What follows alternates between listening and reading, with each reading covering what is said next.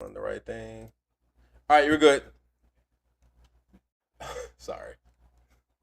So sorry.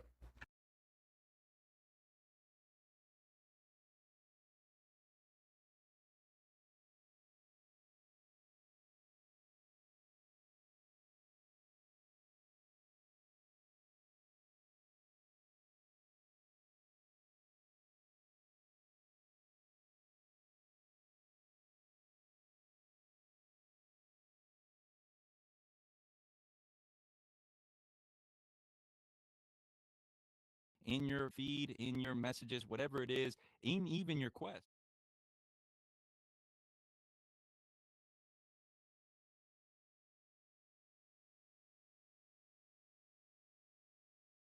We have Julie and Michael. They are the duo. And before we start, I just want to say this. I really want to appreciate you guys for coming through, for being really easy about it. Sometimes I message people and, there's a million questions, but Yeah, you of guys course. really went with the flow. So I know you guys are probably thinking, like, what the hell is going to go on tonight? But I really do appreciate you for coming through. And before we start off, if you guys can give us just a small little bio of who you guys are. Yeah, do you want to go first, Julie? Sure. I'm Julie Pfeiffer Kaywood. I am a writer and a Hmm. producer. I started in television. I've worked in some films and books and now virtual reality. And this is my handsome husband, Mike. Yeah, and I have a background mostly in animation, but I started out in video games, working for Nintendo and Hmm. Microsoft, and I did a whole bunch of different movies and things in Hollywood. And then we decided to team up together, and we'd written some books and screenplays and things, and we decided to make a VR game. And here we are on the other side of that, having launched our first video VR game. Yes.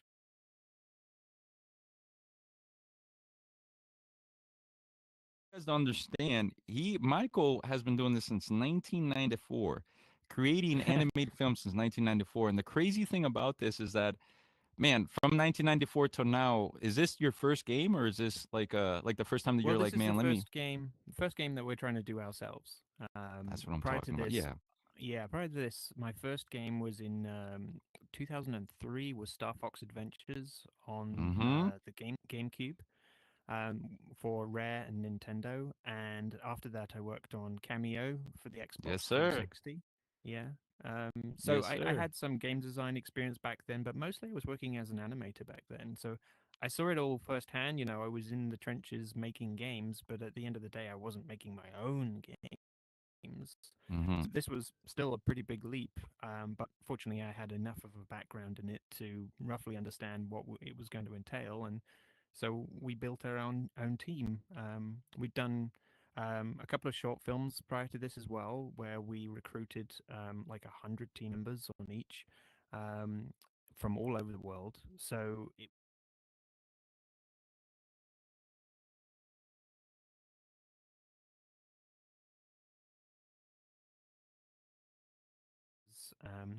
and all that kind of stuff. But a lot of the other stuff's kind of the same as well. Julie was still writing.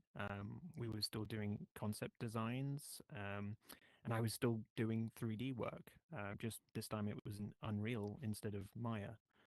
Um, but yeah, But I it's will sort of an say that evolution. I think Hmm. that making a video game, especially a VR game, was one of the hardest things I've ever done. Yeah. I think making a film is a bit easier because when you make a shot, it's done. But when you're programming, you can change something and it has a knock on effect and things like break. So Hmm. it was a real stretch in terms of my abilities. It was a challenge and it was the hardest thing I think I've ever done. Yeah. Mind you, I Yeah. want I want to point this out. This is they're bring so these guys are very humble in what they do, but they're telling you guys this is the hardest thing that they've done, and there's so much that they've done in the aspect of creating. Like he brought up the whole fact about being an animation, and it's crazy because he was an animation director for a couple movies that you guys have probably seen in the past. Dawn of the Planets of the Apes, Happy Feet, Mm. Pete's Dragon, Bumblebee, Ghostbusters, Pirates 5, Night at the Museum. And then you is crazy because I am a big sci-fi. I'm big, discovery, investigation, discovery, all that stuff. And when I look and I see, and I'm like, bro, what do you mean you were part of My Giant Life? What do you mean you were part of Behind Bars, Born Behind Bars? So they're being very humble in the aspect of what they've done, but it's even crazier to think that their hardest thing that they're telling us today is this VR game that they created, which is beautiful.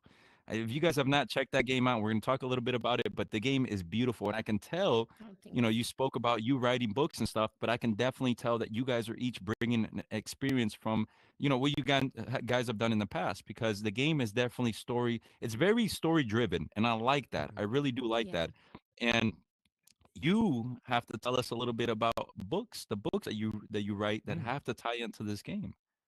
Yeah, so I am actually really excited to say that the Phoenix Gene, which is the VR action shooter that we Mm-hmm. have launched, is going to be a six-book series. Yes, sir. And you can get a taste of a sample of book one in your VR headset in the Phoenix Sheen game.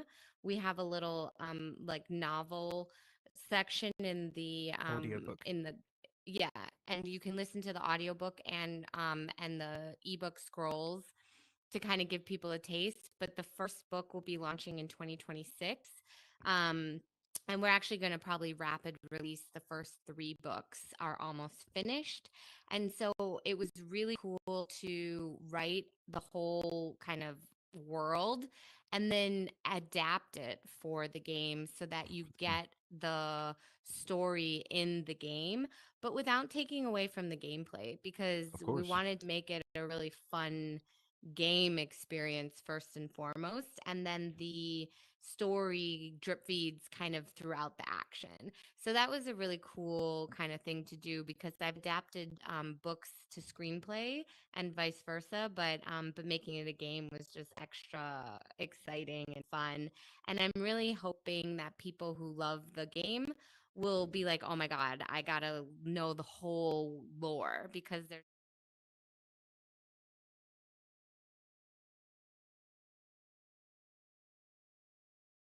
This is about the sixth or seventh book that Julie's worked on, and I've kind of Yes. yeah. helped out along the way. But this was a project that we've been dreaming up for about a decade in some one form or another. It was a Yeah. screenplay, it was a short film, and when we got interested in VR in 2020 with the Quest 2, and we started thinking about a games design mechanic that felt like it was missing from the space. It just felt like a natural fit for this IP we'd already been developing. Um, so we did have to figure out how to sort of work out what would work for largely gameplay rather than just story, because Yeah. the book have like 10 times more story than we can possibly cram into a game. And put in a book, yeah. Or in Exactly. the yeah. Yeah. So there was sort of like a parallel. Julie had to figure out how to develop the story that was going to be in the game that ran alongside the story that was going to be in the first book. But simultaneously, she's working on all the other books at the same time. So I gotta ask you guys, how did you guys? So when I look up, and we've spoken about how long you guys have been doing this, what Mhm. made you guys get into this initially? Like, what was the whole, back in the day when you first started, you're like, I want to animate or I want to start developing this stuff.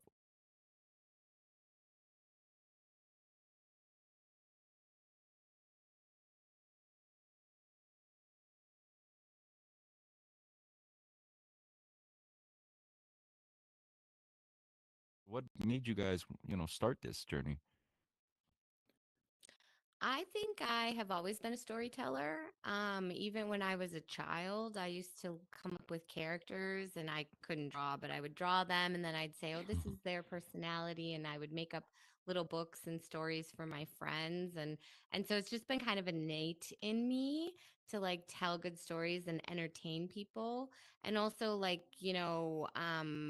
I think it's just really important for our culture to have new stories that we can essentially, tell by the fireplace, right? Is always how our ancestors got started. And so storytelling just feels really important to me and just always has. And so I almost didn't have a choice. in Mm-hmm. it is very hard. It's very competitive in Hollywood, and Mm. sometimes I'm like, why am I doing this? And it's just because I have to. At it all the time. I mean, the funny Yes. thing was when the pandemic happened, we turned our attention to developing projects together and pitching Hmm. them, which was a lot of fun.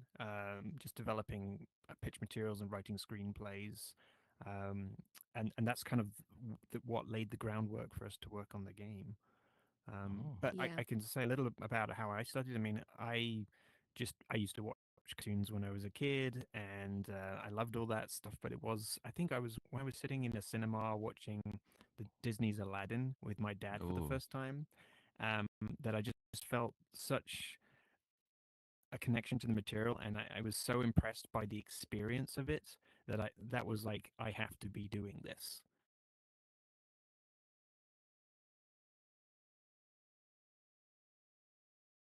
Magical moment in that moment, and deciding that that's what I wanted to do. And so I started my career in animation at that point, and it's just kind of evolved since then. And when we found the Quest 2, I'd had an eye on VR prior to that, as I'd done a couple of.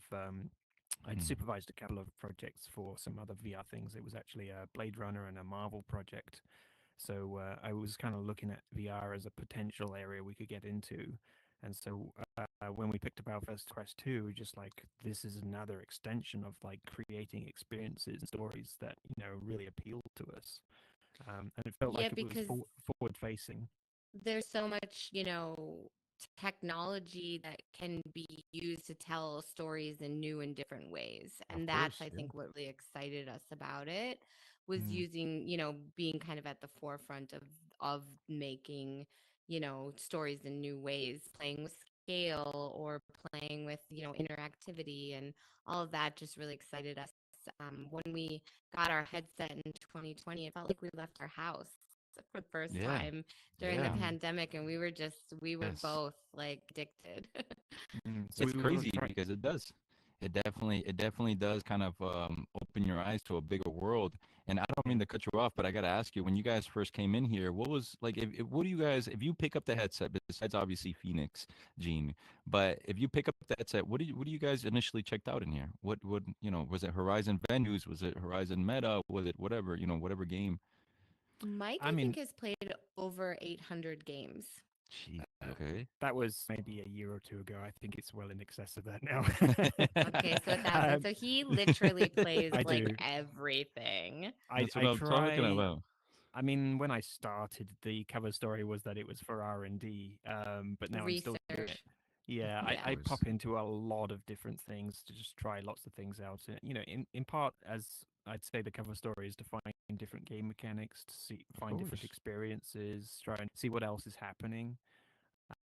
But First lately, I person have, is the best way to get that type of research, man. Because yeah. if not, you'll be paying other people to trust them that they're doing this, for Mhm, your game. But you going in there and seeing the mechanics that people love, the spaces that people love, the mhm, things that they're looking, they want, new merch. Do they want different things within the game? How can you continue kind of growing that game within the mhm, aspect of it? And it's crazy because you have wrote an anthology, and it's crazy because there's a lot of little stories in there that I can see happening. All right. There's like a, Hmm. a lot of little things that you put, Tales from the Fourth Dimension, if you guys want to check it out. mhm, And she's got other little books in there that you guys can definitely, The Wrong Rock, which is something that you've definitely have popped up numerous times about. You guys can check that up on Amazon. There's audiobooks and all that for you guys to get that through. And like she told you, she's got books that are coming out. But it's crazy to see that because I love sci-fi, right? So a lot of like Black Mirror and things like that, like it's great to read and be like, ooh. So it's crazy that you were able to put these stories together and kind of like add a little bit of a sci-fi to it. Now, you guys told me about how you guys kind of like were able to see all these tools, all this stuff that have been put together to be able to create this storytelling and whatnot. So I have to ask you, both as a writer and as somebody who has also animated and whatnot, how do you guys feel about the current, I guess, situation with AI? right? You feel like the common person, grabbing, let's just say ChatGPT and creating a story, or let's just say grabbing AI and being able to animate quicker or be able to do certain things quicker. Do you feel like that's acceptable, or do you feel like that's kind of shortcutting and, allowing people not to learn the actual craft? Especially that you guys have been doing this for a while now. So, you Mm. definitely have seen this industry change a lot. Of course, yes. I Yeah. mean, it's been AI has been around for a long time. I mean, having Hmm. worked in games 20 years ago, we were dealing with AI back then in different You hear forms. that? You hear that? So It's it's coming from it him. He's it's telling really us 20 years of exactly this stuff. it's not even new. It's just Hmm. very much in the public consciousness now, and Yes. so we have for sure we've dabbled a little bit in here and there, and along the way we were be honest, our tool set, because we started in 2020, kind of locked us in at that point, and so there wasn't a Yeah. lot we could do at that point to do with our game, but we certainly dabbed and explored it. I'm currently doing a little bit more with it now, just trying to figure out a few things because I feel like I need to know about it. I need Of to course. understand what I can and can't do with it. And it's definitely early stages for the kind of stuff I want to do, but I can see where it's going. I think there's a lot of Hmm. promise. I think there's a lot of safety protocols that we all want to be in place eventually as well. So there's a Yes. lot of people who are very concerned about certain things, but it's like it's not something I can ignore. I have to looking at it. Yeah, we see it as tools, and we're always looking for the best tools in our toolkit to Of tell course. a good story. That being said, I also, as a dystopian sci-fi writer, it is, Yes. the general overall arcing, vibe of AI is also, fertile ground for a lot of like dystopian stories. So I find it Yes. very interesting. And I probably bother Mike a little too much with my grandiose ideas about that.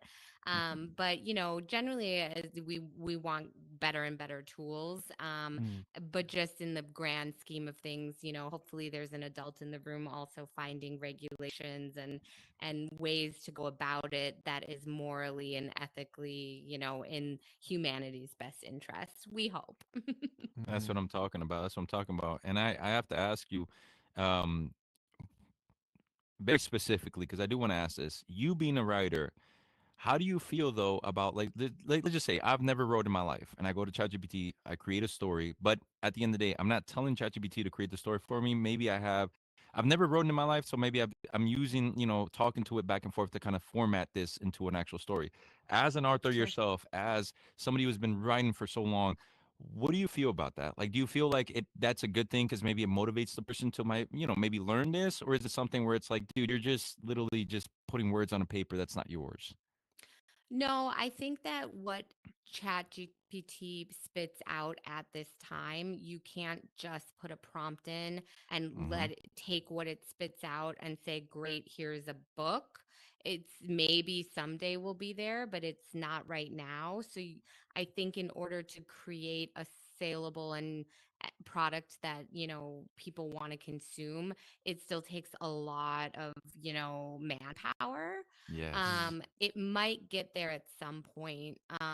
But if you're looking to get started, I don't see why it can't help you, use it as a word bank or use it as, some editing tools often use AI like Grammarly or Pro Writing Aid. And, so there's, again, lots of tools out there, but you still need to learn and practice the craft, I would say.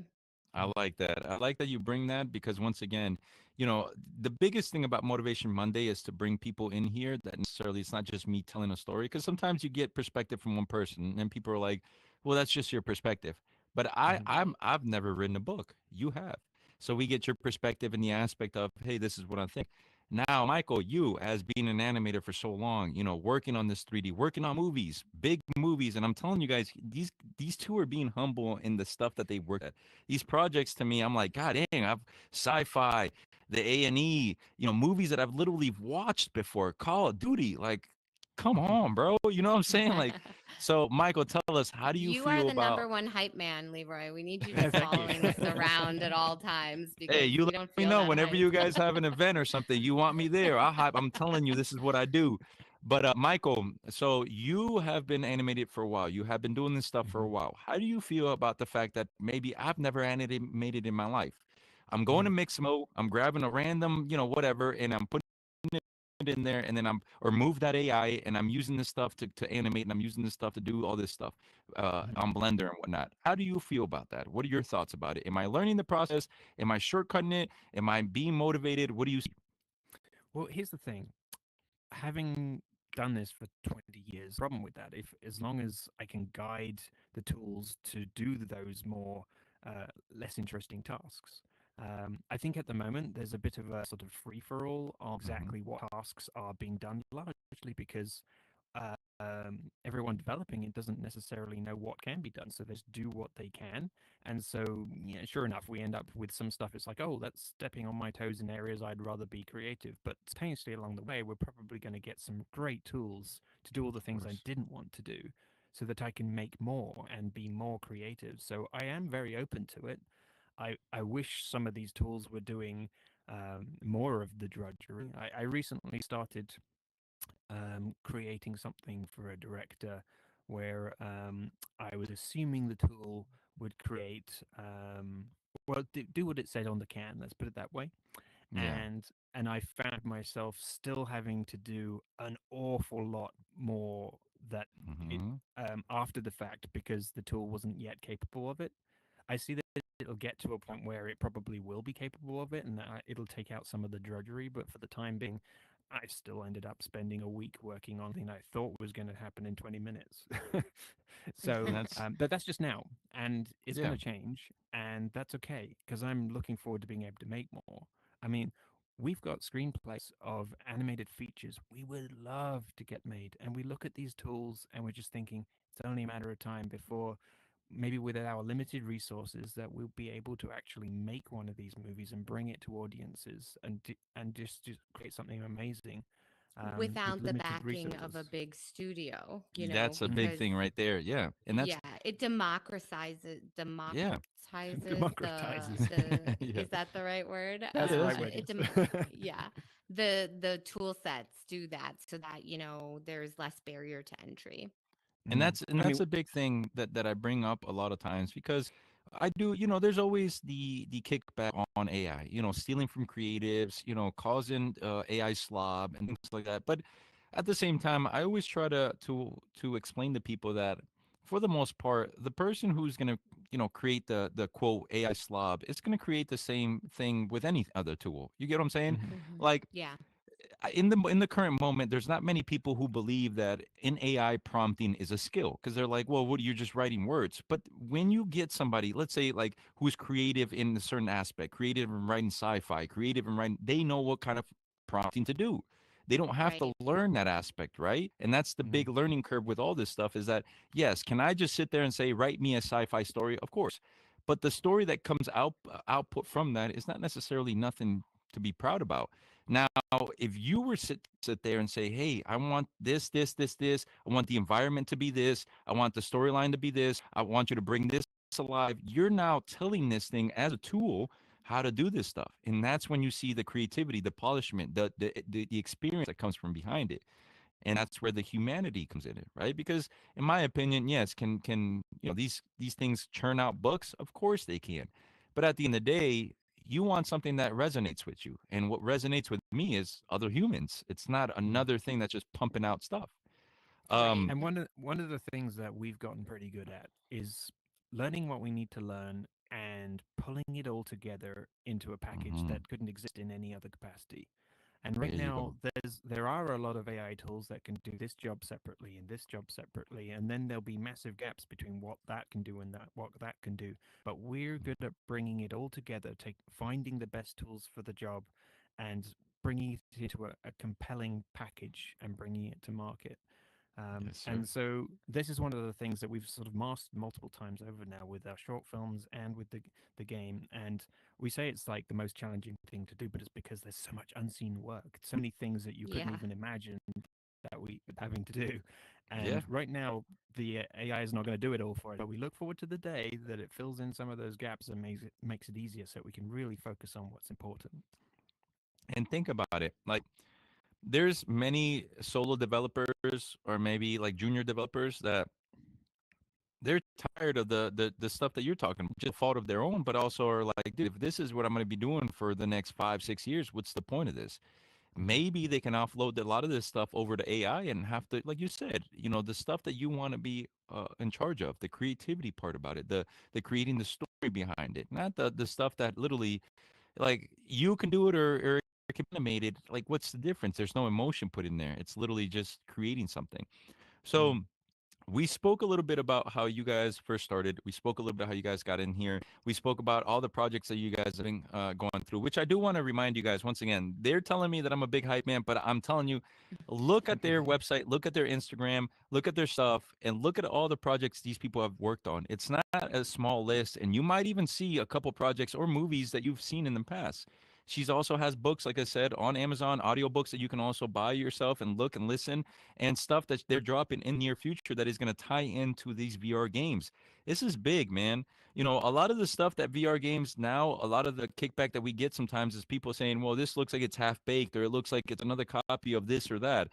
They're literally creating a story behind all this. And if you've seen the Phoenix Gene, one of the biggest things that I've told the digital dreamers, Joel out there, and Ben and everybody out there, that I've told them about this is that this game looks beautiful no matter what the headset you play it on. It looks Mhm. gorgeous. Like, I remember popping Thank the game you. in and I'm like, God, that thing looks so beautiful. And it was a Quest 2 that I first tried. The Quest Mhm. 3S, it's just it looks beautiful on there. And overall, it's something that I know that you guys are proud about. You guys are pushing, you guys are showing out there, and I want you guys to definitely check out. Right now, there's a lot of deals going on that you guys can get this game on sale and all that. But overall, you guys are literally contributing to them being able to create more and more titles that are obviously they're putting their heart and whatnot into it. Um, what and this is something that I have I quoted you guys before, but each one of you guys, there has to be a time where you guys were making this game or just going through life and you're like, dude, what am I doing right now? Why is it taking so hard? Or why is this crap taking so long? Whatnot. And you've had to resort to a quote, or you've had to resort to a person, or you have to resort to a time in your life, or whatever it is, or a person in your life. I want to know from each one of you guys, what is that quote or what is that time that you guys have had to resort to be able to kind of muster that strength and say, hey, we got to finish this. We have to do Mm. this for the better good. Well, Michael, you Yeah. can we go have first. we have multiple times. I mean, we take little walks around the neighborhood every single lunchtime, Mm, and we're talking through things all the time. I mean, I'd say communication is the biggest thing with us, and it's not just between us, but between us and our team members and yes. everybody outside of it. It's a huge thing for us. But on top of that, one of the things that we've said many times is that we want to feel like we've taken a swing at something in a lifetime and that we've tried. Mhm. If we were to fail, we would still feel okay about it because we could look back on it from years from now and just sort of say, hey, we tried, we did our best, No and we feel good regrets. about it. No regrets. Exactly. Yeah. Mm. Absolutely. Carpe diem, no regrets. But I think another interesting thing that might be good for people who are out there wanting to create things is one quote that I love is that you should make art. And while people are, critiquing it, criticizing it, reviewing it, just make more art because there is something so real called, I like to call it the post launch depression Mm-hmm. Yes. because but we spent 4 years and a lot of money and we made a lot of sacrifice to make the Phoenix Gene, and when it comes out you expect somebody to like throw you a parade. Yeah. You expect to like, we got some good coverage right away, but it's like, you know it's difficult then, like, if it's not, the number one game on Steam or Meta or whatever it is, you Mm-hmm. know, there's while people are experiencing what you made and giving feedback, and again, sometimes that's criticism, you just have to keep going and keep making more art because otherwise, one bad review or, one bad, day and you'll just say, I give up, I'm not doing it Yep. anymore. And so you can't give up. You just you've made it for people to experience, and not everybody's going to like it, or maybe it takes years to get build sometimes, and it's a long game, and so yeah, you just got to keep going, keep creating. Mm. That's big. That is definitely big because as I'm seeing you guys are sitting at a 4.3, and that is crazy because you guys spent 4 years, a lot of money, a lot of stuff, and then imagine you guys drop it, and it's not a fault of you guys, but it's somebody else trying to see that vision that you guys had. There's games Mm. on there that I'm sure that there's developers that have looked and said, hey man, this is going to be the one, and they drop it and they're like 3.0, 3.1. It's not necessarily saying that their game is trash. It's more saying that unfortunately you weren't able to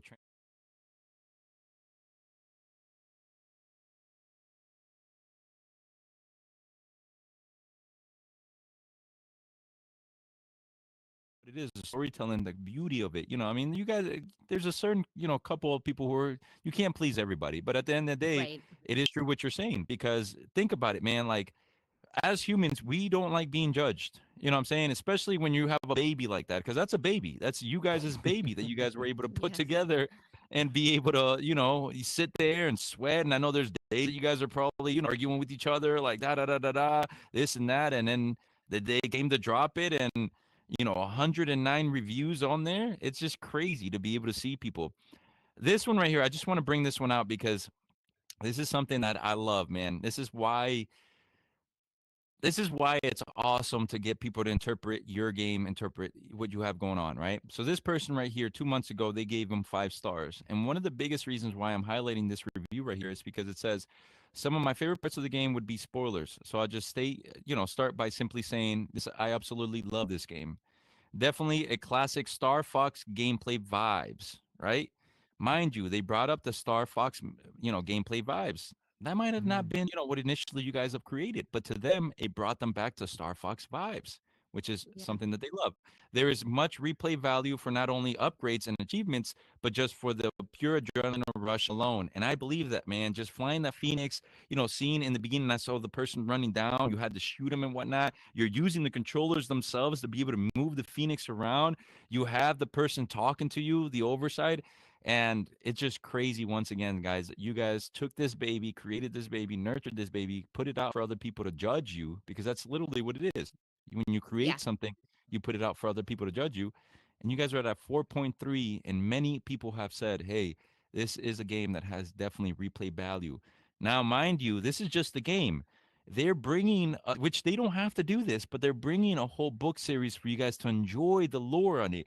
There's people out there who love our creators, who love all this stuff, and then they sit there and they're like, bro, I want more lore. This is it right here. Now, I got to ask you guys, Michael, Julian, and I want you guys to predict everything. If we were to look back in 6 months, what would you guys have said that has been accomplished, and what are you guys working on? Well, Julie's Yeah. working on the books. Yes. Mm-hmm. So Mm-hmm. within the next 6 months, the first three Phoenix Gene books will have launched and be available for sure. So we do have a Steam bundle right now that you can get the first ebook. So Ooh. the first book is fully available on Steam before the Amazon launch. But the first three books will definitely be available in the next 6 months, which I'm very excited about. Mm. So we I did some think other we're we did some other yeah. platforms. So the Steam bundle also includes the soundtrack from Grant Kirkhope, who's also X-Rayer Oh, like me. Yeah, he's a Um, okay, okay. legendary and to composer. cover our He's bases, Yes. we also released on the Meta PC VR store recently, and also on Viveport as well. So we're just kind of everywhere where VR is, you know. That's what I'm talking about, Um, man. but beyond that, I mean, personally, I'm going to try to help Julie get these books made. We're going to keep marketing the game. But also, I'm just looking to see what my next project will be. I'm working with a director at the moment on something small. But beyond that, we're putting ourselves out into the world and saying, hey, we're interested in what might come next. So, just networking I and do talking to people. also have another VR game idea, so we'll Oh, see yes. if we can get it going. I love Mm. this idea, but it does take a lot of time and funding, so I'm not sure we can promise that in the next 6 months. Mm. Yeah, well, yeah, I mean, okay, okay, okay. if So we they if might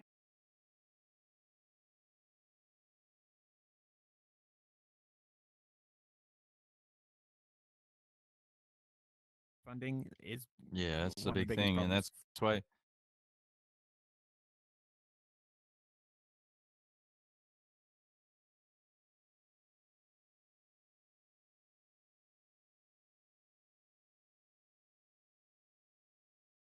is to be able to get out there and hopefully, if you guys do, create this stuff and grow to be able to add more opportunities, it's adding a human to your thing. It's adding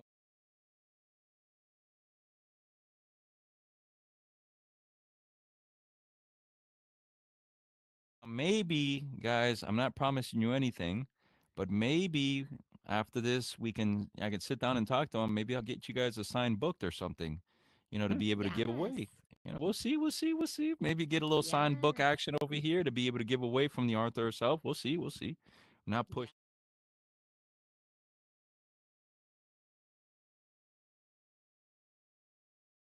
Really do appreciate you guys for everything you guys have been going on. I know you guys reach out to me about the Phoenix Gene. It's a beautiful game. I tell, Joe is part of the Digital Dreamers. We have Ben also as part of the Digital Dreamers. We had a couple people who have reviewed your game on there, and I'm telling you guys, if you have not checked it out, check it out, man. Phoenix Gene is a beautiful game.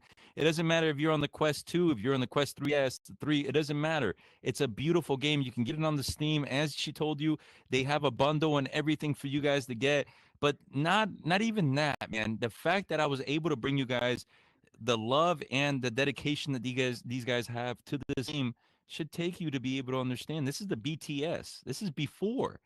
Once these guys make the next game and make the books and whatnot, I'm telling you guys, I know for a fact it's gonna be like, God dang, this is awesome. The fact that you guys were able to put this stuff together, put all these things together, and be able to do this stuff for yourself. And I know the funding is a big thing, but I'm excited to see what you guys do in the next 6 months. The books, the drop of hopefully, at least getting a game idea together, hopefully funding, hopefully those books Maybe bring the in some stuff. prototype.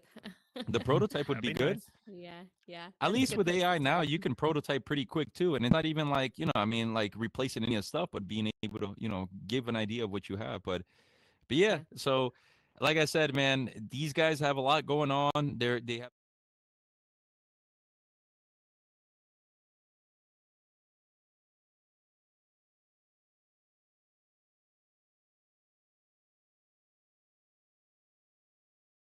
and I'm also gonna put it in my stories so you guys can check it out. Dude, it is pretty badass, man. Like I said, I have not seen many games, and I gotta ask you, what did you guys do to optimize it? Because I've not seen many games that look that beautiful on the Quest 2. Like it is a Yeah. beautiful game.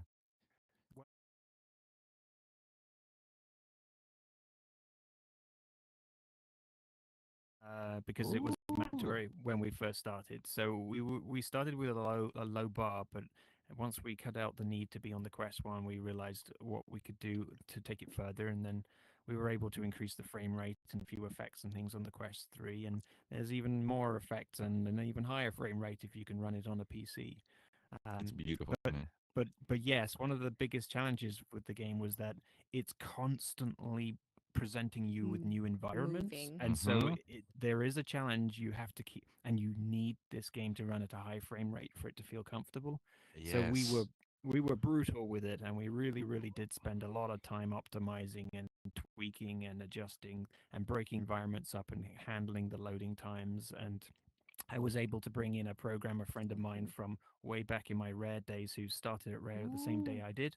And he came on board and did some back end programming optimizations as well. So, we did a lot, and it didn't run as well as it did now and until like the last 6 months or so.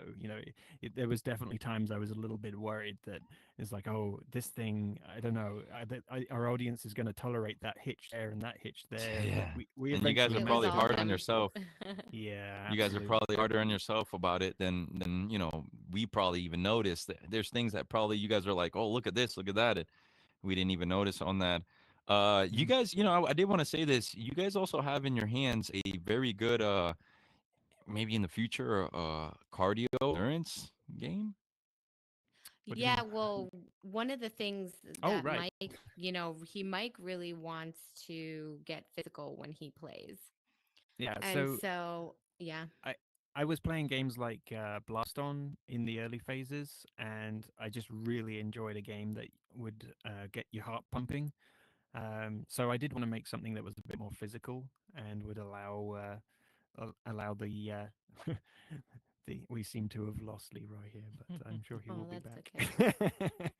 But basically, we wanted to make something that was very physical, and so yeah, this is a game where you have to the phoenix will fly just out in front of your face while you're looking around, but at the same time, you can make it go to your left hand or make it go to your right hand, kind of like this microphone, and it makes you move around your space, gets you to you know jump around and get your heart pumping. Of course, that does sort of mean that you get to a point where it can be a little tiring. So we generally design the game so that you might play, say, 2 levels at a time, something like that, for the average player, and then you will just kind of come back, see what upgrades you got, and you might go back to previous levels to try and get more upgrades, and then back We and then progress through the also levels.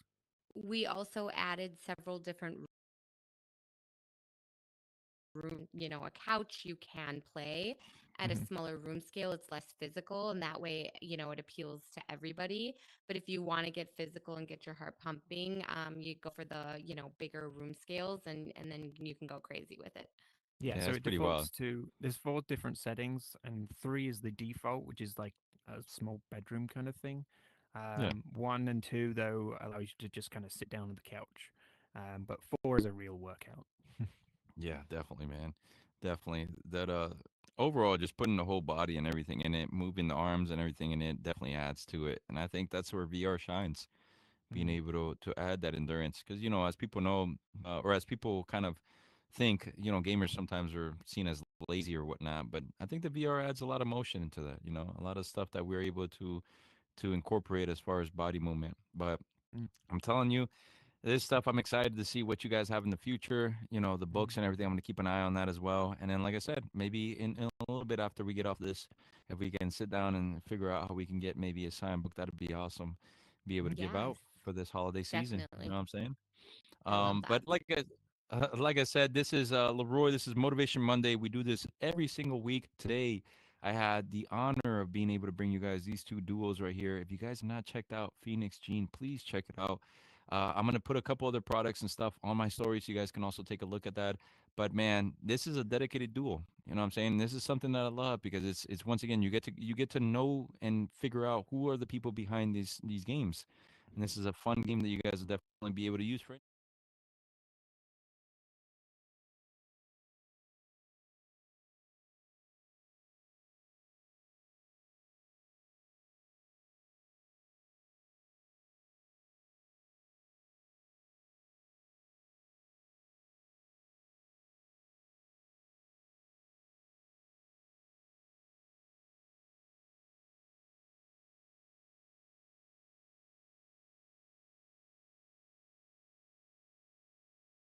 The Lost Rock, all that. You guys definitely have to check that story as well. Beautiful story. You guys have to check that as well. But thank you so much for coming through. This is Motivation Monday, and if you guys have anything that you guys, well, first, hold on. Keep up with everything you guys have going on, and number two, when these book drops, where can they keep up with this? Where can they get these books? Where can they figure out the updates? Yeah, Well, we so have I was going to say oh, we have the heromation.com, but also jpkwood.com, which is where you'll find the books. yeah, my pen name for the book is JPK Wood. But Okay, JPK would. our handle on like YouTube, TikTok, Insta is Heromation, or Heromation Studio, and we drop lots on there, even reviews of other VR games that we like, and And then we have same Facebook, all of them, Twitter, Heromation is kind of Awesome. the name of the game. And then the Mhm. Phoenix Gene is on MetaQuest and Steam and Viveport. And the official website for that is thephoenixgene.com.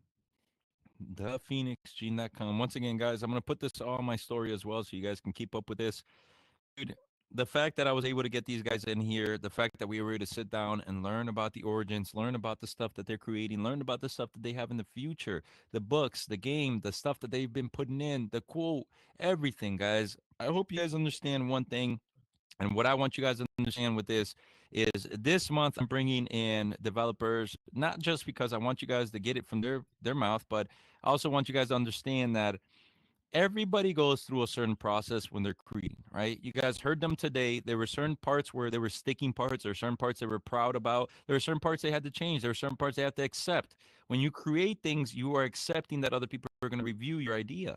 Sometimes those people might not see the same vision as you, right? They were able and open enough to be able to put their game, their baby out there, stuff that they've been putting in money, they've been putting time into, to be able to put it out there for you guys to enjoy. That's the Phoenix Gene, and I want you guys to make sure that you guys enjoy that. And I appreciate everybody for tuning in.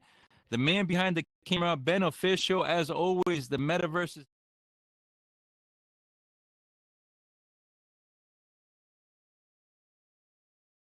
seen him do stuff for the Miami Marlins. I've seen him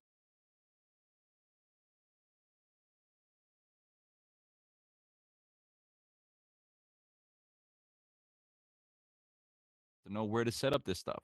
And I know a lot of people are sitting here and saying, "Well, you're in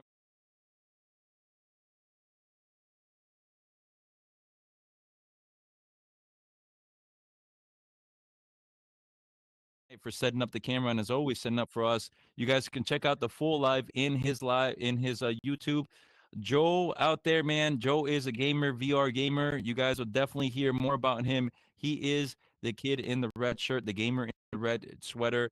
Check him out, man. You know, he is bridging the gap between a virtual being and a human. He is somebody that has definitely played your guys' game. He's going to continue checking that out. And maybe in the future, you never know. Maybe have a little review about it.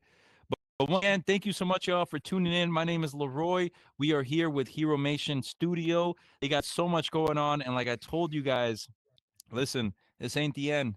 6 months from now, there's a lot being done. 6 months from now, hopefully, they will be working on a new game also. You never know.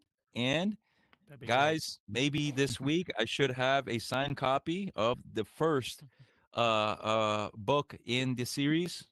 Hopefully, we'll see. We'll see. I try to work as much as I can, guys. Don't pressure me. Yes, But we'll right. get to that.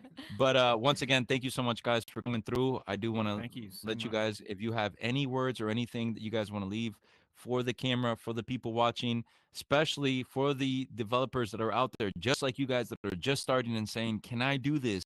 Can I walk away from everything that I'm doing for big people, for for big television, for big sci-fi, for big this and that, and do my own thing?" Is there anything you guys want to let them know and have them push forward with? Ooh, Yeah, don't know. I would say you It's can do it. You just yeah. I have mean, to have a plan. yeah. Have a plan and a lot of perseverance, and learn Yes. everything that you don't know along the way. You know. I like that. I like that. And just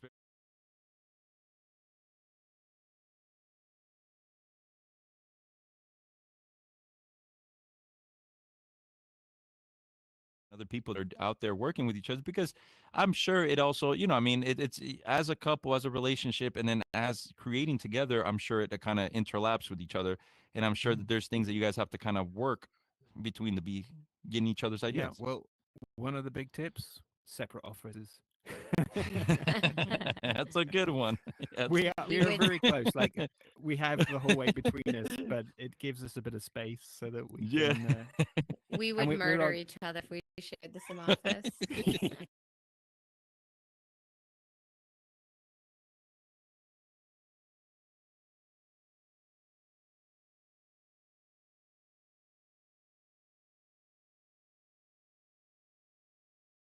um, and then communicate as clearly as possible. And when you're in a marriage, also don't forget date night, not Mhm. talking about work. Yep. That's big. That Yeah. is big. That is big. Don't forget, guys. That is big, especially once again, these are tips and tricks coming from people who have created. That is a big one. We don't talk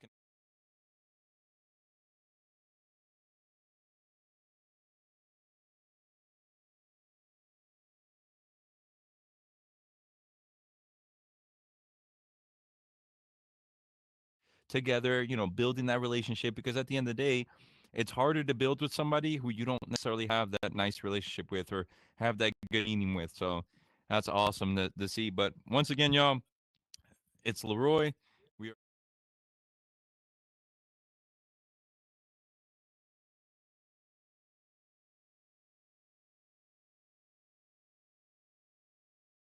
they know, what to look forward to, what to work on, and what are the sticking points when it comes to creating a game.